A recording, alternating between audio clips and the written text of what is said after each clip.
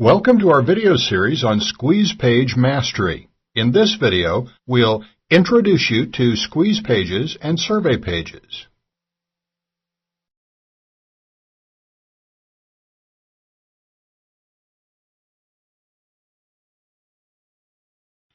In this video series, I'm going to talk you through squeeze pages, and also I'm going to talk you through survey pages. And there are many similarities between the two, as you'll see. I'll talk you through how to create the pages and how they fit into the structure of your site. Even if you're new to creating web pages, I'll talk you through every single step to have your own squeeze pages, survey pages, and even your own mini sites up and running quickly. First of all, I'm going to talk you through some demonstrations, and I have 3 sites or 3 pages open here just for demonstration purposes. First of all, I have cyberwave.com. And this site actually belongs to Cyberwave Media, who, as far as I know, coined the phrase a name squeeze page, which has since been shortened into a squeeze page, which basically means, or generally means, a page that gets someone's email address and often their name as well, so they can opt in and become an email subscriber to an e-zine or whatever. So this is how many squeeze pages look. They're very simple, some copy letting the visitors know why it's a good idea for them to opt in, and there's an opt-in box, and the opt-in box just contains some brief instructions, and then a text box for their name, their email address, and a subscribe button. And that's basically it. Just to give you a further example, if we go to the popular site scambusters.org, this is a content site with lots of free content, so it doesn't really have a squeeze page, but in a similar way, it does have an opt-in box. But I'm not really going to be focusing on this style of site. I'm going to be focusing instead on sites that are purely focused for getting the opt-in. I'm going to be focusing on creating pages that specifically focus on getting the opt-in or getting feedback from your visitors or your customers. Okay, I brought up another page as another example, and here's effectively another squeeze page. Again, there's another headline and quite a bit of copy getting people to opt in to give their details. However, unlike some squeeze pages are like dead ends. There's no way to go apart from entering your details or leaving. But you may find in some instances, or in some circumstances on some sites, you don't want to give people such a dead end necessarily. And here's an example. There's plenty of navigation at the top here, which doesn't distract from the main page. But it's there if anyone wants to travel around the site and find out more. And if we scroll down to the bottom, okay, there aren't many links at the bottom at all. But as you can see, even if you do have a squeeze page, you don't necessarily need to avoid having any useful navigation for your visitors. Okay, if we scroll down, and you see this is a lot more detailed. It has a lot more options and asks for a lot more information. And it is a squeeze page effectively because it squeezes the information out of people. But it's sending people a free sample that's being mailed directly to them. So it's looking for full details, name, email, phone number, street address, though the phone number doesn't seem to be compulsory, and so on. So this is another example of a more in-depth squeeze page. Okay, so that's how they can be used. And actually, let me just give you one more quick example. Okay, I brought up this page because I think it's a good example. Again, this really isn't a squeeze page, as you'll see, but it doesn't stop people from traveling around the site. There's navigation here, so people aren't trapped on the page the way some squeeze pages seem to do. Obviously, by the time you view this, things may have changed considerably because Google changes things all the time. But at the moment, with a Google slap that's fairly recent, Google appears to be penalizing squeeze pages and survey pages that are dead ends. So it appears that if you're using AdWords and sending visitors to squeeze pages or sending them to survey pages that are dead ends with no usable navigation, then Google can penalize your advertisements or your keywords by putting the prices up and so on. Anyway, it's just a consideration. At this time, at least, Google seems to be going more towards if you have useful navigation and a useful site with a decent amount of content, then they will probably allow squeeze pages. Anyway, it's just something to consider. You probably would want to do more research on this anyway, but I think it's worth mentioning. And another benefit, as long as you don't distract your visitors, this is another benefit of having navigation, useful navigation, and quite a bit of content on your site.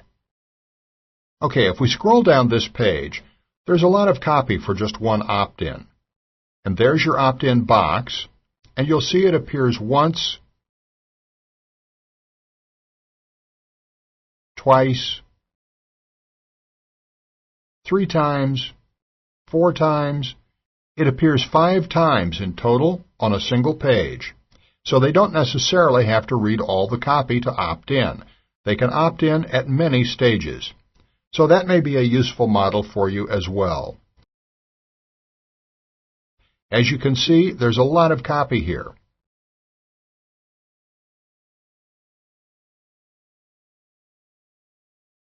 Okay, those are examples of squeeze pages and different ways they can be used.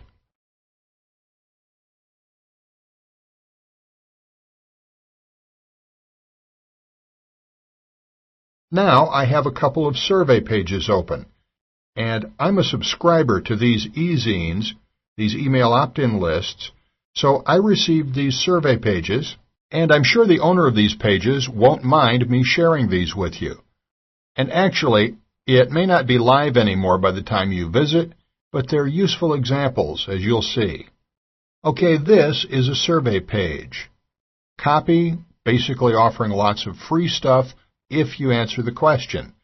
And the question is, well, it's really part of a sentence. I wish I had a piece of software that would, and then it's up to you to finish that sentence. So it's a very simple survey. And a lot of the value in a survey, of course, is how you structure the questions, what information you specifically get from people or can get from people. Obviously, that's beyond the scope of this set of videos, since I'll be focusing more on the how-to and not so much the psychology behind it. However, just by looking at people's surveys, you'll get ideas on useful questions to ask. And by knowing your market, well, basically, by knowing your market and asking questions, you'll get to know your market more and more, and specifically what they would want to spend money on.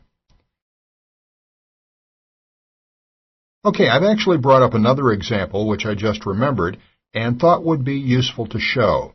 As you can see, the usual copy, and on this page there really isn't much navigation at all, or very little navigation really. It's effectively a squeeze page and a survey page combined. So there's the copy,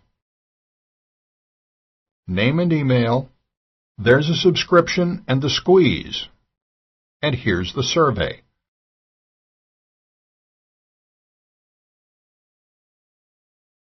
Very simple. What is your most pressing business challenge? The most pressing business challenge. That's what it asks for. And, okay, how hard has it been for you to make progress with this challenge? So 3 different questions effectively, and it gets your name and email, and then it asks this question, and this question, and this is probably where the really revealing stuff would be entered, and this question. So that's a survey and squeeze page combined. So that's another very useful example. One last example. This is specifically a survey, and it's quite different from what we've seen already because it's much more in-depth, as you'll see. Okay, there's the copy as well. The copy again, because of course you have to sell the person to get them to spend a bit of time filling in the details. And you see there's one option where, well, they can choose one or the other.